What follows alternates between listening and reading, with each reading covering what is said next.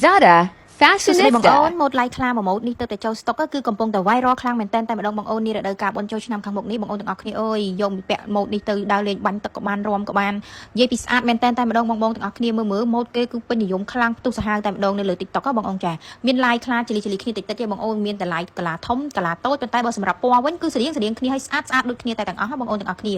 មើលខ្ញុំកំពុងតែបង្ហាញពីមួយពណ៌ទៅមួយពណ៌បងអើយស្អាតណាស់ហើយមិនបាច់រើសពណ៌ទេធានាជូនតែម្ដងថាពណ៌ណាក៏ពេញនិយមកំពុងតែផ្ទុះដែរគឺពណ៌ស្អាតមែនតើពណ៌គេចេញមកចំជាលក្ខណៈខ្លាតែម្ដងបងចាអញ្ចឹងណាគេចរិតខ្លាអីកុំភ្លេចទិញពាក់ម្នាក់មួយបងអូនអើយស្អាតខ្លាំងណាស់នេះរដូវកាលបុណ្យចូលឆ្នាំខាងមុខហ្នឹងជាប្រភេទសាច់សារូតុនត្រជាក់រលាស់តុនហើយធ្ងន់ពាក់ទៅមានអារម្មណ៍ត្រជាក់ស្រួលអត់មានហប់ទេណាបងទាំងអស់គ្នាគឺពាក់បាន10គីឡូ80គីឡូចុះអ្នកលក់ហ៊ានធានាចឹងហ្មងគឺថាស្អាតកលិបញាក់សាច់តែម្ដងបងទាំងអស់គ្នាអើយស្អាតខ្លាំងមែនតែម្ដងជាមួយនឹង brand like ខ្លាដែលមានឆែកខ្នងហើយក៏មានបូឲ្យយើងទៀតគឺស្អាតខ្លាំងមែនតែអញ្ចឹងកុំភ្លេចកំងម្នាក់មួយម្នាក់ពីរទុកឲ្យហើយបងទាំងអស់គ្នា